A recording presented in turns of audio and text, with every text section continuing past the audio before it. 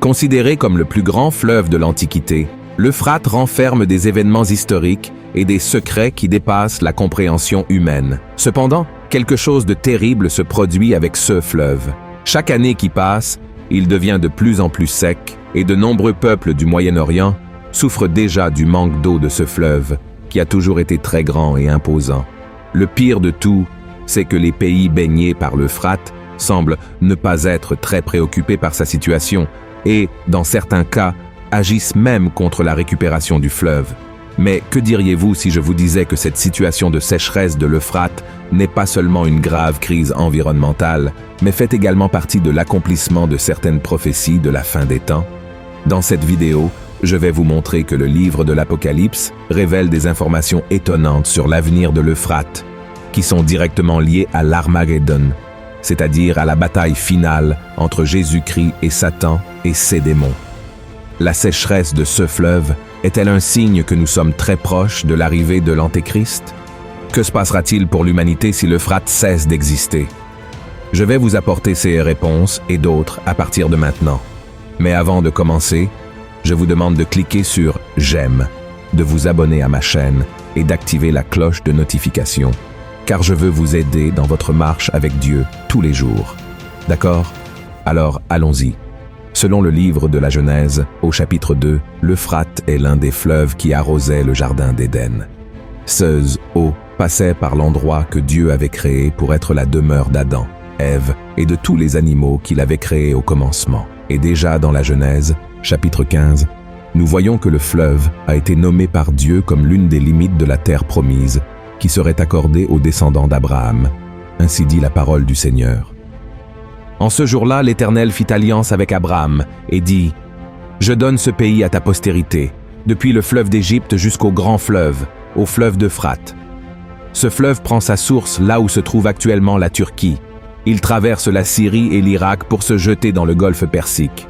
L'Euphrate mesure 2700 km de long et est la principale source d'eau potable pour des millions de personnes dans ces trois nations.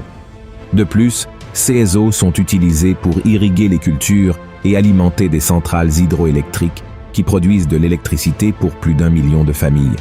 Cependant, ce qui était autrefois une région prospère et fertile devient un lieu de peur et d'incertitude, car sa principale source d'eau disparaît simplement. Selon les autorités iraniennes qui surveillent la situation de l'Euphrate au cours des 3 dernières années, la saison des pluies dans la région a commencé plus tard et s'est terminée plus tôt, entraînant une réduction drastique du volume d'eau du fleuve. À certains endroits, le lit du fleuve s'est complètement asséché. À l'un de ces points secs, une vidéo circulant sur Internet montre ce qui pourrait être les cris de démons dans une région où passait le fleuve Euphrate, suscitant l'inquiétude de milliers de personnes. Cela se produit car, selon les rapports, les bruits seraient émis par l'un des 4 anges déchus qui ont été emprisonnés par Dieu et qui ne seront libérés que lorsque la prophétie de l'Apocalypse 9 se réalisera. Et en revenant à la question de la sécheresse que l'Euphrate traverse, un groupe de scientifiques affirme que ce n'est pas seulement la question climatique qui affecte le volume des eaux, mais aussi la mauvaise gestion de la politique de l'eau par les gouvernements des pays arrosés par lui. Certains disent même que les pays veulent que le fleuve s'assèche une fois pour toutes, pour une raison encore inconnue. Après tout, quel avantage apporterait la désertification d'un fleuve à l'humanité? Quel est l'intérêt de ces dirigeants? Il se trouve que c'est avec la mort du fleuve que la prophétie sur l'Armageddon se réalisera. Selon la Bible, les rois de l'Orient marcheront sur la terre sèche, là où coulait autrefois le fleuve Euphrate, jusqu'à la montagne de Megiddo, où ils combattront l'armée du Christ dans la bataille finale. Voyez ce que le chapitre 16 de l'Apocalypse nous révèle. Le 6e versa sa coupe sur le grand fleuve, l'Euphrate, et son eau tarit, afin que le chemin des rois venant de l'Orient fût préparé. Et je vis sortir de la bouche du dragon, et de la bouche de la bête, et de la bouche du faux prophète, 3 esprits impurs, semblables à des grenouilles.